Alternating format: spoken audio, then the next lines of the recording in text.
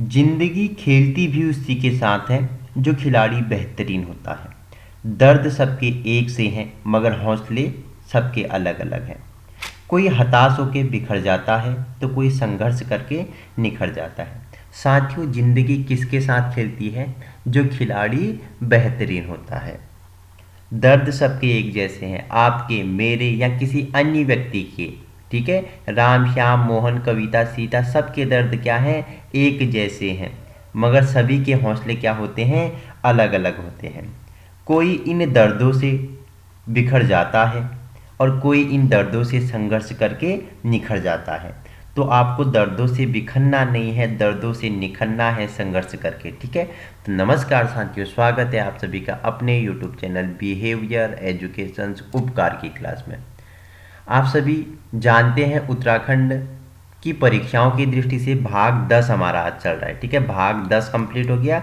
भाग 11 के बारे में आज हम परिचर्चा करने वाले हैं। महत्वपूर्ण प्रश्नोत्तरी, सभी भाग में 20 अति महत्वपूर्ण प्रश्नों के बारे में व्याख्या सहित हमने परिचर्चा की। आज भाग 11 है, इसमें भी हमने 20 प्रश्न लिए हैं जिनको क्या करेंगे? व्याख्या सहित जिनका परिचर्चा करने वाला है। बस आपको जुड़ना है एक सकारात्मक ऊर्जा के साथ, कॉपी और कलम आपको उठानी है और मेरे साथ आपको नोट्स बनाते हुए चलना है। तो क्वेश्चन नंबर नेक्स्ट आपके लिए है कि उत्तराखंड का सर्वाधिक इंटरनेशनल अर्थात अंतर्राष्ट्रीय सीमा रेखा रखने वाला जिला कौन सा है? ठीक है, उत्तराखंड का वह कौन सा जिला है, जनपद है जो सर्वाधिक अंतर्राष्ट्रीय क्या रखता है? सीमा रेखा रखता है। तो राइट आपको क्या हो जाएगा आंसर? तो आपको पिथौरागढ़ आपको छापना है। ठीक है, आपको नोट्स में क्या करना है?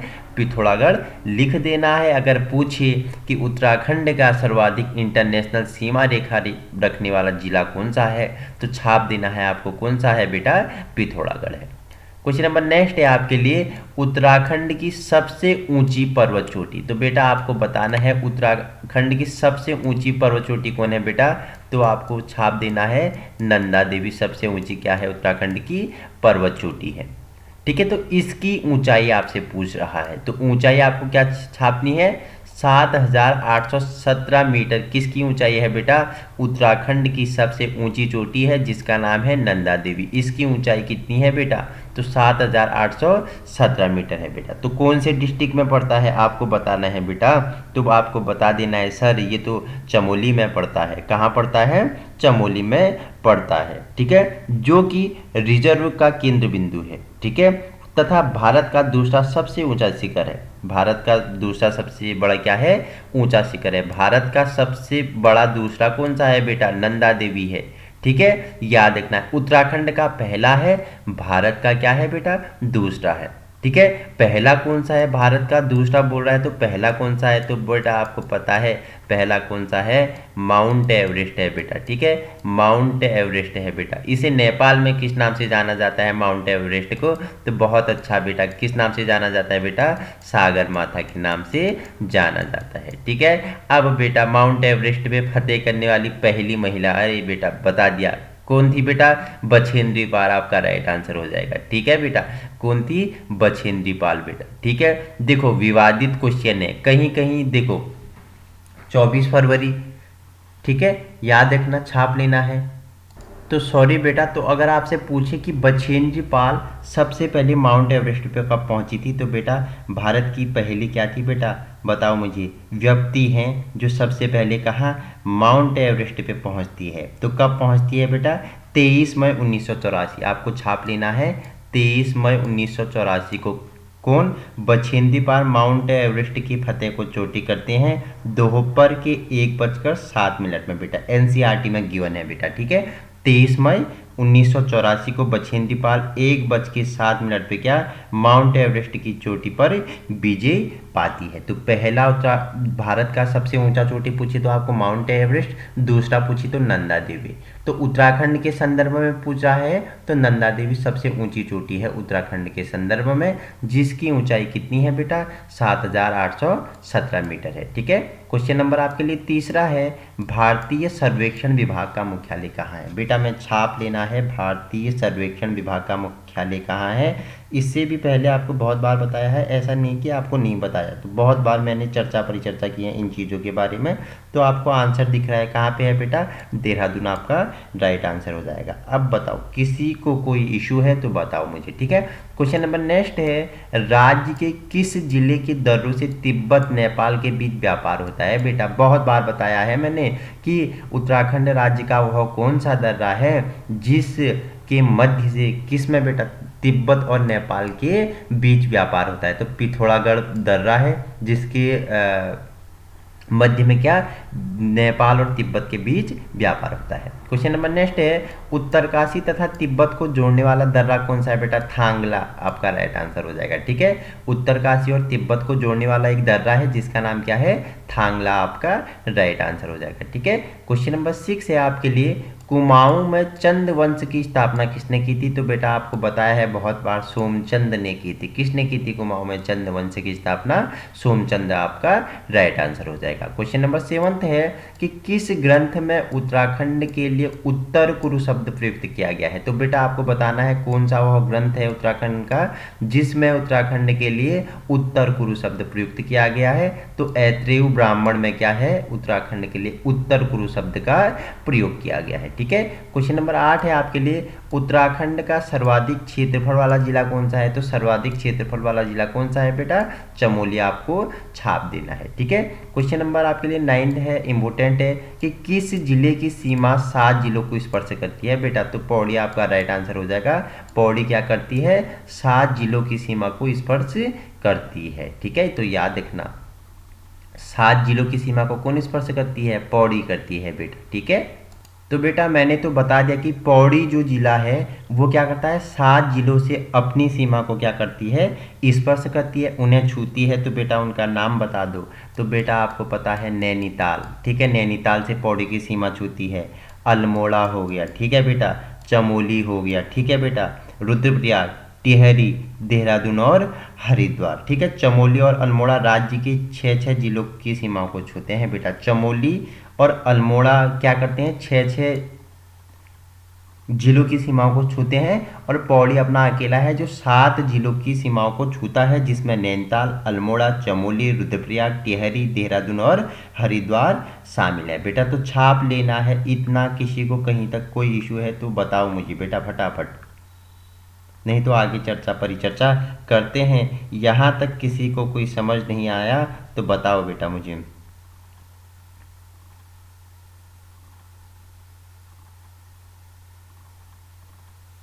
तो आइए आगे बढ़ते हैं। क्वेश्चन नंबर आपके लिए 10वां है, शिवालिक श्रेणी का प्राचीन नाम है। तो बेटा क्या था, मैनाक पर्वत के नाम से जाना जाता था, ठीक है। शिवालिक श्रेणी को क्या, मैनाक पर्वत के नाम से जाना जाता था, ठीक है, छाप लेना है आपको। क्वेश्चन नंबर 11 है आपके लिए, खतलिंग ग्लेशियर कहाँ स्थित है। बेटा आपने अगर मनोज सर की निंजा ट्रिक पढ़ी होगी ना, उत्तराखंड के ग्लेशियर मैंने बताया था, हीरा मिन्ना पर काली रात में, ठीक है। और क्या बताया था, मोहन ने बांसुरी बजाई और कंस कांप गया, बागेश्वर के मैंने ग्लेशियर बताए थे, ठीक है।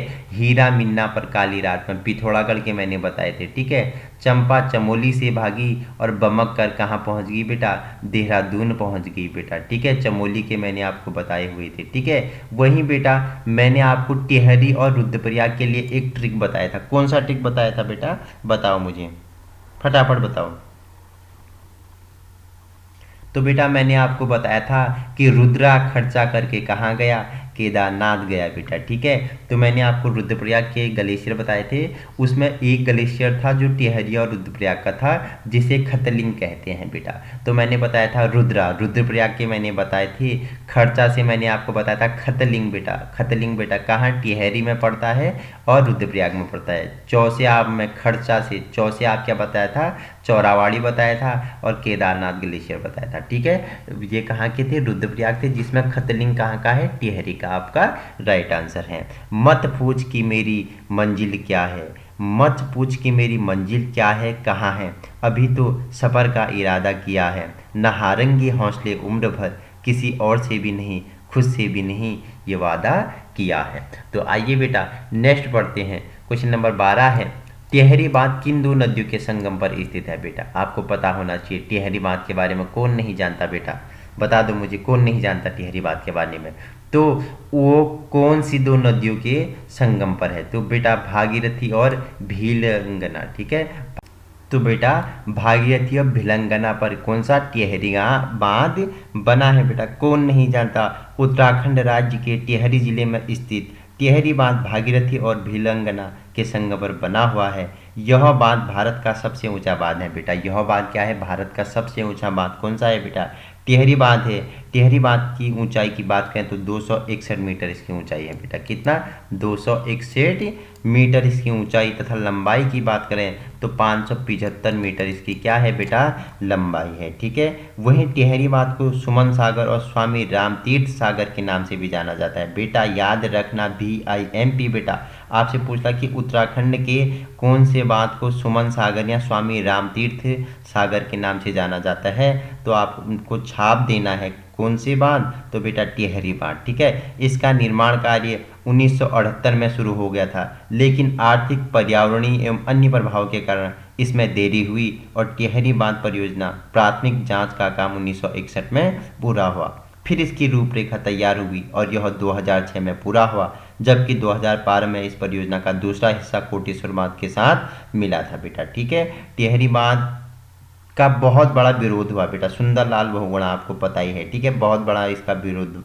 इसका क्या किया था बेटा? विरोध किया था, ठीक है। बिजली परियोजना बेटा 2400 मेगावाट का बिजली उत्पादन करता है टिहरी बांध, ठीक है। देखो अगर बात करें तो प्रतिदिन 102.20 करोड़ लीटर के लगभग पेयजल उत्तर प्रदेश और दिल्ली एवं उत्तराखंड को उपलब्ध कराता है बेटा। कौन सा? टिहरी बांध, ठीक है। 2400 मेगावाट विद्युत का उत्पादन करता है, भारत का सबसे ऊंचा बांध है, ठीक है। याद रखना, आपके लिए इम्पोर्टेंट है, ठीक है। बहुत ही इंपॉर्टेंट है इसके बारे में। इसका मैं एक आपके लिए अलग सीरीज लेके आऊँगा, जो सभी परीक्षाओं की दृष्टि से क्या होगा बेटा? लड्डू साबित होगा। तो आइए आगे चर्चा कर लेते हैं। आप क्वेश्चन नंबर नेक्स्ट है आपके लिए 13, पूछ रहा है लीसा कौन से वृक्ष से प्राप्त होता है? तो बेटा आपको पता है चीड़ के वृक्ष से लीसा प्राप्त किया जाता है बेटा, ठीक है। याद रखना, इंपॉर्टेंट है, छाप लेना। तो बेटा क्वेश्चन नेक्स्ट है आपके लिए 14, भारत का प्रथम राष्ट्रीय उद्यान है। तो बेटा आपको पता है कौन सा है भारत का प्रथम राष्ट्रीय उद्यान?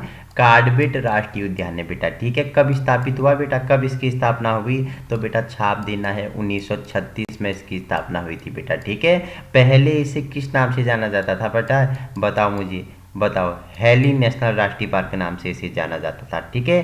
भारत का ही नहीं बल्कि एशिया का भी प्रथम राष्ट्रीय उद्यान है बेटा। छाप लेना है बेटा, ठीक है। भारत का ही नहीं बल्कि एशिया का भी पहला राष्ट्रीय उद्यान कौन सा है? कार्बेट राष्ट्रीय उद्यान है। स्थापना कब हुई? 1936 में स्थापना हुई थी। किसने? सर हैली के नाम पे इसकी स्थापना हुई, ठीक है। स्वतंत्रता के बाद इसका नाम क्या हो गया? रामगंगा नेशनल पार्क हो गया बेटा, ठीक है। 1947 के बाद इसका नाम क्या हो गया? रामगंगा। 1947 के बाद इसका नाम होता है आपका क्या? रामगंगा होता है। लेकिन 1957, छाप लेना बेटा, 1957 में इसका नाम क्या हो जाता है बेटा? कार्बेट राष्ट्रीय उद्यान, ठीक है बेटा। कार्बेट राष्ट्रीय उद्यान हो जाता है। भारत का ही नहीं बल्कि एशिया का भी प्रथम राष्ट्रीय उद्यान में इसका क्या आ जाता है? नाम आता है बेटा। आपको बता दूं तो 520.82 वर्ग किलोमीटर, ठीक है। 520.82 वर्ग किलोमीटर ये कहाँ फैला हुआ है बेटा? पौड़ी में। और वहीं बात करूं तो नैनीताल में 208.8 किलोमीटर फैला है, ठीक है। इस पार्क का प्रवेश के लिए अगर बात करें तो नैनीताल जनपद के ढिकाला को प्रवेश द्वार कहा जाता है, ठीक है। याद रखना। देखो आपसे पूछ लिया जाए कि किस राष्ट्रीय उद्यान के मध्य में पाटली दून स्थित है, तो इसके मध्य में बेटा क्या स्थित है? पाटली दून स्थित है, ठीक है। देखो कार्बेट राष्ट्रीय उद्यान जो है उसके बीच में क्या है? पाटली दून स्थित है। 1 नवंबर 1973 को इसे भारत का पहला बाघ संरक्षित घोषित किया गया, ठीक है। शेरों की संख्या निरंतर बढ़ती जा रही है। इस परियोजना को किसके लिए? शेरों के लिए संरक्षित किया गया है, ठीक है बेटा। रखना है, छाप देना है, इंपोर्टेंट होगा बेटा। क्वेश्चन नंबर आपके लिए 15 है, उत्तराखंड के किस जिले का वन क्षेत्र सर्वाधिक है? तो वो बेटा पौड़ी गढ़वाल का क्या है, वन क्षेत्र सर्वाधिक है। ठीक है, उत्तराखंड राज्य का राजकीय खेल, तो बेटा आपको पता है उत्तराखंड का क्या है, राजकीय खेल बेटा, तो फुटबॉल है। अगर भारत के पूछे तो बेटा हॉकी चले जाना है बेटा, किस में बेटा, हॉकी चले जाने हैं बेटा। हॉकी के जादूगर बेटा बता दो मुझे, हॉकी के जादूगर के नाम से किसे जाना जाता है बेटा? तो बच्चों ने छाप दिया सर, मेजर ध्यानचंद को हॉकी का जादूगर कहा जाता है बेटा। स्कंद पुराण में माया क्षेत्र से हिमालय तक के विस्तृत क्षेत्र को क्या कहा गया है? तो बेटा केदारखंड कहा गया बेटा। कितने पुराण बेटा छापना है? 18 पुराण बेटा। सबसे पुराना पुराण बेटा, तो सबसे पुराना पुराण बेटा बता दो मुझे, तो छाप देना है मत्स्य पुराण बेटा। सबसे पुराना पुराण पूछिए तो मत्स्य पुराण आपका सबसे पुराना हो जाएगा। तो स्कंद पुराण में माया क्षेत्र से हिमालय के विस्तृत क्षेत्र को क्या कहा गया है बेटा? केदारखंड कहा गया है। कुमाऊं को बेटा मानसखंड कहा गया है बेटा। ठीक है, उत्तराखंड इसका नाम है, देवभूमि के इसी नाम से इसे जाना जाता है। छाप लेना बेटा। ठीक है, उत्तराखंड की द्वितीय राजभाषा कौन सी है बेटा? संस्कृत है। तो पहली बेटा हिंदी है, ठीक है बेटा, उत्तराखंड की पहली हिंदी, दूसरी आपकी संस्कृत। ठीक है, बाकी यहाँ की अपनी स्थानीय बोली होती है पहाड़ी गढ़वाली, ठीक है, वो अलग अलग है, गढ़वाली हो गई, बाकी वो अपनी इसकी स्थानीय बोली है बेटा। क्वेश्चन 19 से आपके लिए, पंडित गोविंद बल्लभ पंत ने हैप्पी क्लब की स्थापना की थी, तो कब की थी बेटा? 1930। आप कुछ 3 आपको छाप लेना है बेटा। ठीक है, 1903 आपको छापना है। किसने? पंडित गोविंद बल्लभ द्वारा हैप्पी क्लब की स्थापना की गई बेटा। क्वेश्चन अंतिम है आपके लिए, इंपोर्टेंट है, मैंने पहली सीरीज में भी बताया था आपको, बता दो मुझे बेटा, छापना है आपको फटाफट। क्या पूछ रहा है बेटा? पूछ रहा है कि ब्रह्म कमल किस देवता को चढ़ाया जाता है बेटा। तो आंसर में दिख रहा है किसे चढ़ाया जाता है। ठीक है, तो बता दो मुझे किसे चढ़ाया जाता है बेटा। तो आपको पता है भगवान शिव को ब्रह्म कमल चढ़ाया जाता है। मंजिल उन्हीं को मिलती है जिनके सपनों में जान होती है, पंखों से कुछ नहीं होता, हौसलों में उड़ान होती है। तो साथियों हमने 20 क्वेश्चंस का व्याख्यात्मक रूप में परिचर्चा की। सभी परीक्षाओं की दृष्टि से क्या होगा, कहीं न कहीं VIMP होगा।